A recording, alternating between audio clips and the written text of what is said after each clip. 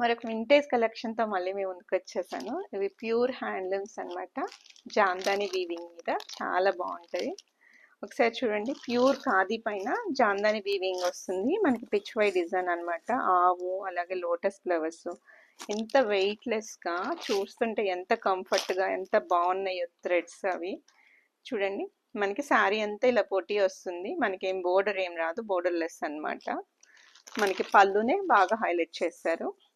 Blouse వచ్చేసరికి ఇలా చిన్న బుట్టి వచ్చి వస్తుంది. చాలా బాగుంది కదా శారీ అయితే. ఇందులోనే ఇంకొక కలర్,